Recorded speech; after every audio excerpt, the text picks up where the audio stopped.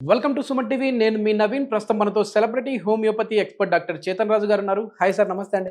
నమస్తే sir. Sir, మోకాల నొప్పులు ఉన్నవాళ్ళు ఈ ఆహార పదార్థాలు మాత్రమే తినాలి, ఈ ఆహార పదార్థాలు అసలు తినకూడదు అంటుంటారు. ఉదాహరణకి ఏంటంటే పుల్లని వస్తువులు ఏమైనా తిన్నా కూడా, పదార్థాలు ఏమైనా తిన్నా మోకాల నొప్పులు పెరుగుతాయి అంటుంటారు. సో అట్లా ఏంటంటే ఇది జస్ట్ ఒక ఐడియా కోసం చెప్పాను. అంటే పుల్లని పదార్థాలైనా నిజంగానే అది ఉందా సార్? అంటే పులుపు తింటే పెరుగుతాయని, తీపి తింటే తగ్గుతాయని ఇట్లా ఉందా సార్? సో ఏ పదార్థాలు అవాయిడ్ చేయాలి, ఏ పదార్థాలు ఇంక్లూడ్ చేయాలి? మన దగ్గర చాలా మంది పేషెంట్లు మోకాల నొప్పుల ప్రాబ్లం తోటి వస్తారు. మన తెలుగు రాష్ట్రాల నుంచే కాదు, మొత్తం ఇండియా నుంచి వస్తారు. ఎందుకంటే ఒక్కొక్కసారి రోగాలు ఎట్లుంటాయంటే అవి ఆటోఇమ్యూన్ రోగాలు కూడా ఉంటాయి. ఆటోఇమ్యూన్ రోగాలు అంటే ఏంది? మన బాడీ పార్ట్స్ని మన బాడీ సంపుతుంది. అటువంటి ప్రాబ్లమ్స్ తోటి కూడా వస్తారు. ఆస్టియోఆర్థరైటిస్ తోటి వస్తారు. జాయింట్ రీప్లేస్మెంట్ చేసుకోవాలి, కానీ వాళ్ళకు బాడీ సహకరిస్తలేదు, వెయిట్ చాలా ఎక్కువ ఉంది, వాళ్ళకి భయం ఉంది, వాళ్ళు వస్తారు. అయితే వీళ్ళందరికీ మనము హోమియోపతి మందులతోటి రివర్స్ చేస్తాం ప్రాబ్లం. మళ్ళీ దాని తర్వాత వెరీ ఇంపార్టెంట్ ఏంటంటే డయట్ గురించి కూడా ఏమైనా చేంజెస్ ఉంటే చేస్తాం. అంటే సర్జరీ వరకు వెళ్ళే వాళ్ళకి కూడా హోమియోలో తగ్గించవచ్చు. అన్నిటికన్నా ఇంపార్టెంట్ చూడండి, నమ్మకం అనేది ఉండాలి. నమ్మకం అన్నిటికన్నా ఇంపార్టెంట్. అండ్ మీ డాక్టర్ మీకు చెప్పినట్టు మీరు చేయాలి. అయితే మీరందరూ ఒక వెరీ ఫేమస్ సినిమా అయితే చూసిండ్రు, RRR. చాలా పెద్ద సినిమా. అయితే ఈ RRR మనం అవాయిడ్ చేయాలి. అవాయిడ్ చేయాలంటే ఏంది?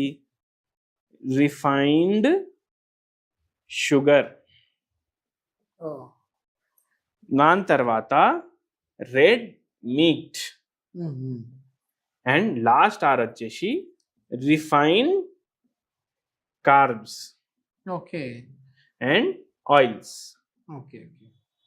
అంటే ఏంది దీని అర్థం? RRR అని అంటున్నారు, ఇవి అవాయిడ్ చేస్తే మనకు మోకాల నొప్పులు తగ్గే అవకాశం ఉంటుందా అనేసి మీకు అనిపిస్తుంది. అయితే మనకు లైఫ్ మాడిఫై అవుతుంది దీంతో.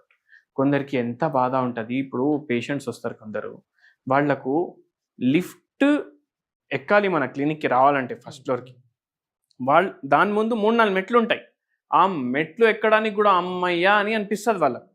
సో ఇట్లా మనం లైఫ్ని మాడిఫై చేసుకోవాలి. 2-3 మెట్లు ఉన్నాయి, జర మెల్లమెల్లగా ఎక్కువడం, వీల్ చైర్ అవసరం పడకపోవడం, అట్లా మనం డయట్ సెట్ చేసుకుంటే దాంట్లో మనకు బెనిఫిట్ ఉంటుంది. హోమియోపతి ఏమో రోగాన్ని తగ్గిస్తుంది, కానీ లైఫ్ని కూడా మనం మేనేజ్ చేసుకోవడానికి రావాలి కదా. అయితే ఈ RRR అవాయిడ్ చేయాలి. ఇప్పుడు ఏంది? Refined sugar. మనం చాయ్లో చక్కెర వేస్తాం, ఒక్కొక్కసారి మనం రసం చేసుకుంటే ఇంట్లో చక్కెర చేసుకుంటాం. మళ్ళీ తర్వాత ఎన్నో ఫుడ్స్లో, స్వీట్స్లో మొత్తం చక్కెర వేస్తాం. ఈ చక్కెరే కొనకండి మీరు ఇంటికాడ. అరే మళ్ళీ చిన్నపిల్లలకి పాలు ఇస్తాం కదా, దాంట్లో చక్కెర వేసి ఇవ్వాలా అనేసి అంటారు కదా. వాళ్ళకు కూడా చక్కెర ఇవ్వాలని రూల్ ఎవరు పెట్టిండ్రు? ఇవ్వకండి. చాయ్లా, కాఫీలో దేంట్లో చక్కెర వేసుకోకండి, అసలు కొనేసి తీసుకురాకండి ఇంటికి. అప్పుడు మనకు ఇది జర హెల్ప్ చేస్తుంది. మళ్ళీ రెడ్ మీట్. అంటే దీనికి రీప్లేస్ ఏమైనా ఉందా సార్? అంటే ఇప్పుడు కొద్దిమంది చక్కెర బదులు బెల్లం వాడచ్చా అని అంటుంటారు. చూడండి, చక్కెర తోటి ఇంత డ్యామేజ్ అయిందంటే బెల్లం తోటి ఇంత డ్యామేజ్ అవుతుంది. సో కానీ తక్కువ డ్యామేజ్ అవుతుంది, జర మీరు వాడుకోండి కావాలంటే. మళ్ళీ రెడ్ మీట్ అంటే ఏంది? మీరు తినే మటన్ ఉండొచ్చు, లేదంటే ఇంకా వేరే పదార్థాలు కూడా ఉంటాయి రెడ్ మీట్లో, మీరు గూగుల్ చేసుకోండి. చికెన్ కూడా అవాయిడ్ చేయాలంట నేను. రెడ్ మీటే కాదు, చికెన్ కూడా అవాయిడ్ చేయండి. ఎందుకంటే అవి కూడా అన్ని ఇప్పుడు కల్తీ వస్తుంది. మంచి ప్రోటీన్ ఫుడ్ అంటారు కదా సార్. ప్రోటీన్ ఫుడ్ అంటారు, కానీ మనం ఎంత ఉడకబెడతాం దాన్ని, మళ్ళీ దానికి ఇంజెక్షన్లు ఇస్తారు, తొందరగా తయారు చేస్తారు, అది ఫుడ్ చైన్ లో వచ్చేస్తుంది.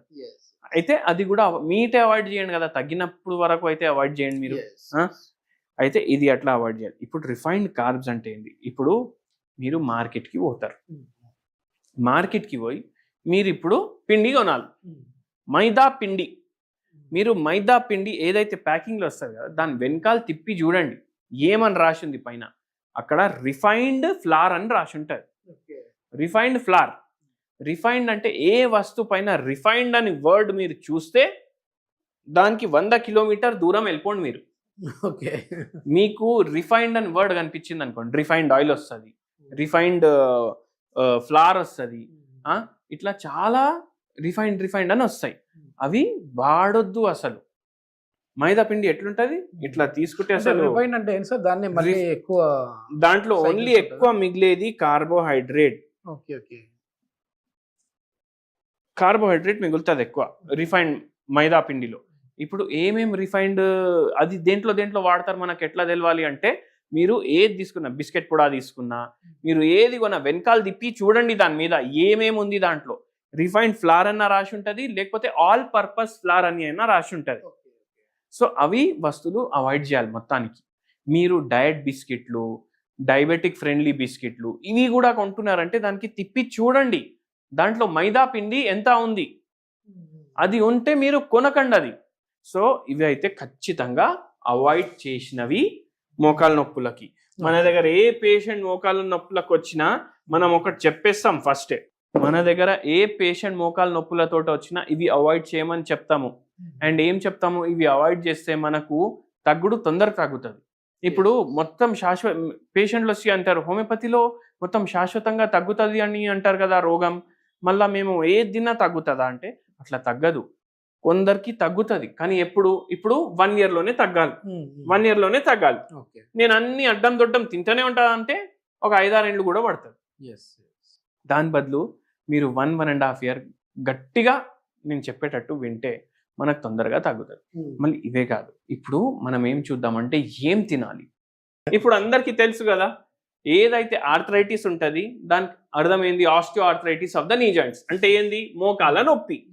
అయితే ఈ నొప్పి తగ్గడానికి మనం ఐటిస్ అని మన రోగంలో వర్డ్ ఉంది అనుకోండి. ఐటిస్ అంటే ఇప్పుడు ఆర్థరైటిస్, ఈ ఐటిస్ అని ఉంది కదా, ఇట్లా సైనసైటిస్ కూడా ఉంటుంది. ఇక్కడ కూడా ఐటిస్ అని ఉంది, ఓటైటిస్, హెపటైటిస్ కరెక్ట్ సార్. ఈ ఐటిస్ అంటే ఏంది, హెపటైటిస్ లివర్ ఉబ్బిపోయింది మీది, ఓటైటిస్ చెవులో ఉబ్బిపోయింది, సైనసైటిస్ సైనస్లు ఉబ్బిపోయినాయి, ఆర్థరైటిస్ ఉబ్బిపోయినాయి మోకాలు లేకపోతే వేరే జాయింట్లు ఉబ్బిపోయినాయి. ఈ ఉబ్బుడిని ఇంగ్లీష్ వాళ్ళు ఇన్ఫ్లమేషన్ అంటారు.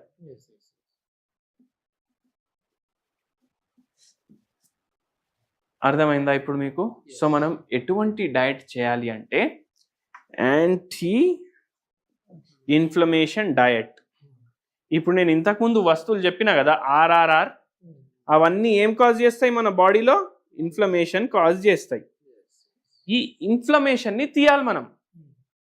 ఈ ఇన్ఫ్లమేషన్ని తీయాలి అంటే మనం కార్బోహైడ్రేట్లు అవాయిడ్ చేయాలని నేర్చుకున్నాం, రిఫైన్డ్ ప్రొడక్ట్స్ అవాయిడ్ చేయాలని నేర్చుకున్నాం, రెడ్ మీట్తో సహా వేరే మీట్ ప్రోడక్ట్స్ కూడా అవాయిడ్ చేయాలనేసి నేర్చుకున్నాం. మళ్ళీ ఏం తినాలి, గడ్డి తినమంటున్నారా డాక్టర్ గారు అనేసి అంటారు చాలా మంది. కానీ ఇప్పుడు మనకు అన్నిటికన్నా హెల్తే ఇంపార్టెంట్. అన్నిటికైనా హెల్తే ఇంపార్టెంట్ ఉన్నప్పుడు మీ హెల్త్కి ఏది మంచిది అది తినండి. అవునా? ఏం మంచిది అంటే ఇప్పుడు యాంటీ ఇన్ఫ్లమేటరీ ఫుడ్స్ డిస్కస్ చేద్దాం మనం. ఫస్ట్ మీరు బ్రేక్ఫాస్ట్ చూడండి. బ్రేక్ఫాస్ట్లో మీరు రాగులు, కొర్రలు, జొన్న, ఇప్పుడు దీంతో మీకు రొట్టె అవుతుంది, దీంతో మీకు ఇడ్లీ అవుతుంది, దీంతో మీకు దోశ అవుతుంది. ఈ కొర్రలతో కూడా ఇడ్లీ, ఉప్మా, దోశ. రాగులతోటి మీకు సంగటి అవుతుంది. రాగులు అటుకులు కూడా వస్తున్నాయి ఈ మధ్య, రాగులు అటుకులు కూడా ఒకరోజు పెట్టుకోండి. మళ్ళా రాగి సరి, ఇవన్నీ తయారవుతాయి. దీంతో కూడా దోశలు తయారవుతాయి. 1, 2, 3, 4, 5, 6, 7, 8, 9 డిషెస్ మనం తయారు చేసుకోవచ్చు. దీంట్లో ఉండేది 7 రోజులు. సో ఇట్లా యాంటీ ఇన్ఫ్లమేటరీ బ్రేక్ఫాస్ట్ చేస్తున్నాం మనం. ఇంకోటి గుర్తుపెట్టుకోండి, ఎక్కువ ఆయిల్ మీ ఫుడ్లో యాడ్ చేయొద్దు. ఓన్లీ ఫ్రైడ్ ఐటమ్లు, ఆయిల్ ఐటమ్స్ కాదు, మీరు నూనె ఎక్కువ వాడుతున్నారంటే కూడా అది ఎక్కువ ఆయిల్ వేసినట్టే. సో అది చేయొద్దు. మళ్ళీ లంచ్ ఏం చేయాలి, లంచ్ నార్మల్ కానీ ఫ్రైడ్ ఫుడ్స్ ఇంక్లూడ్ చేయొద్దు. మీ లంచ్ దాంట్లో ఎక్కువ ఆయిల్స్ వాడొద్దు. డిన్నర్ ఏం చేస్తారు, నేను బెస్ట్ ఏమంటా అంటే ఏదో ఒక ఫ్రూట్ లేదంటే వెజిటేబుల్స్. డిన్నర్లో మీరు సాలెడ్లు, ఏ టైంలో అయిపోవాలి మళ్ళీ డిన్నర్, సాలెడ్లు ఎక్కువ తినండి. మీరు 10కి పడుకుంటారు అనుకోండి, మీరు 7:30 కల్లా డిన్నర్ ఫినిష్ చేయాలి. 2.5 గంటలు మీకు గ్యాప్ ఉండాలి నిద్రకి డిన్నర్కి. మళ్ళీ 2.5 గంటల్లో జర సేపు మీరు వాకింగ్ చేసుకోవచ్చు. ఈ ఫోన్ చూసుడు బంద్ చేయండి. ఎందుకంటే ఫోన్ చూసుకొని మనం బెడ్ మీద పడుకుంటాం, 2-3 గంటలు కూడా చూస్తాం. అట్లనే నిద్ర కూడా చక్కగా ఉండాలి మనిషికి. అయితే ఆ పని చేయండి. ఎంతో మందికి ఈ డయట్ నాకు ట్రీట్మెంట్లో 80% హెల్ప్ చేస్తారు. ఎవరు నమ్మరు. ఎందుకంటే ఎన్నోసార్లు ఏమవుతుంది, డాక్టర్లు ఏమంటారు, అరే పడుకోండి టైంకి, వాకింగ్ చేయండి, బయట తినకండి. బయట ఎందుకు తినొద్దు అంటారు, ఎందుకంటే అక్కడ ఆ ఆర్ఆర్ఆర్ ఉంటాయి ఎక్కువ. కానీ అది మనకు అర్థం కాదు. మనం ఇంట్లో కూడా ఆర్ఆర్ఆర్ వేసుకుంటే బయట ఫుడ్కి ఇంటి ఫుడ్కి ఏం తేడా? సో అది మీరు గుర్తుపెట్టుకోండి. సో 80% పేషెంట్స్కి ర్యాపిడ్ ఇంప్రూవ్మెంట్ ఉంటుంది మన డైట్ కూడా ఫాలో చేసి. మన దగ్గర మందులు తీసుకుంటారు వాళ్ళు. సో ఇది మీరు మైండ్లో పెట్టుకోండి. అండ్ మంచిగా మీ మోకాల్ని నొప్పికి తగ్గించుకోండి. సరే, ఇది వీటితో పాటుగా ఏదైనా రెమెడీ అంటే ఇన్ఫ్లమేషన్ తగ్గించే టీ లాంటివి ఏమైనా ఉన్నాయండి? ఇన్ఫ్లమేషన్ తగ్గడానికి మీ కిచెన్లోనే 100 వస్తువులు ఉంటాయి. ఆ 100 వస్తువుల్లో ఒక 10 వస్తువులు చెప్తా, ఒక మంచి హోమ్ రెమెడీ చెప్తా. లవంగాలు, నిమ్మకాయ రసం, పసుపు, దాని తర్వాత ఇలైచీలు, ఇవి చాలా బెటర్ చేస్తాయి. దాల్చిని చెక్క, మళ్ళీ కొత్తిమీర, కరియాపాకు, ఇవి కూడా, ఇవన్నిట్లో యాంటీ ఇన్ఫ్లమేటరీ ప్రాపర్టీస్ ఉంటాయి. వెజిటేబుల్స్, దేంట్లో అయితే ఫైబర్ ఎక్కువ ఉంటుంది దాంట్లో కూడా యాంటీ ఇన్ఫ్లమేటరీ ప్రాపర్టీస్ ఉంటాయి. ఇవన్నీ వాడండి, మంచిగా మీకు బెటర్మెంట్ ఉంటుంది. అయితే మనం ఇప్పుడు ఏం చేస్తామంటే ఒక గిలాస్ తీసుకుంటాం, దీంట్లో ఫుల్ వేడి నీళ్ళు నింపుతాం. వేడి నీళ్ళు నింపేసి దీంట్లో 1 పించ్ టర్మరిక్ వేస్తాం. 1 పించ్ టర్మరిక్ వేసి దీంట్లో 1 పించ్ దాల్చిని చెక్క ఇది వేస్తాం, కలిపేసి తాగేస్తాం. డైలీ మార్నింగ్ ఒకసారి, నైట్ ఒకసారి.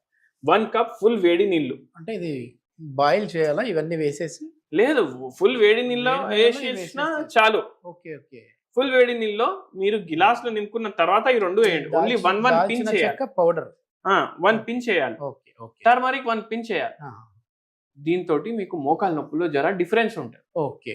సార్, ఇప్పుడు ఇంట్రొడక్షన్ లో అడిగినట్లుగా ఏదైనా పులుపు వస్తువులు ఎక్కువ తింటే, అంటే లెమన్ తిన్నా, చింతపండు తిన్నా మోకాల నొప్పులు పెరుగుతాయండి? చూడండి, కొన్ని వస్తువులు ఇప్పుడు హోమియోపతి ఏం నమ్ముతుంది నేను చెప్తాను. నేను వేరే దాని గురించి చెప్తాను. ఇప్పుడు ఒక పేషెంట్ వచ్చింది. ఇప్పుడు జనరల్ గా చాలా మందికి పులుపు ఆలుగడ్డలు తింటే ఎక్కువ అవుతాయి. ఆలుగడ్డలు తిన్నప్పుడు ఎక్కువ అయింది అంటే కొందరికి ఆలుగడ్డ తింటే తక్కువ అనిపిస్తుంది. అయితే మనం వాళ్ళకి ఏం చెప్పము. కొందరికి స్వీట్ తింటే తగ్గుతాయి, కానీ అయినా 100% యాంటీ ఇన్ఫ్లమేటరీ ఉంది కాబట్టి వాళ్ళకు కూడా అవాయిడ్ చేయమని చెప్తాం. అయితే అది హోమియోపతి సిద్ధాంతం. మనకు ఏది పేషెంట్కి ఇష్టం. ఇప్పుడు స్లీప్ సైకిల్ ఉంటుంది. చాలా మంది ఏమంటారు, 6:30కి లేవండి, 8:30కి పడుకోండి. కానీ కొందరిది బయాలజికల్ ఎలా ఉంటుందంటే వంశపరంగా, అంటే జెనెటిక్ గా వాడికి 10:30 తర్వాతనే నిద్ర వస్తుంది. వాడికి మనం 7:30కి పడుకోమంటే వాడు ఎట్లా పడుకుంటాడు? సో అట్లా అన్ని చూస్తాం హోమియోపతిలో.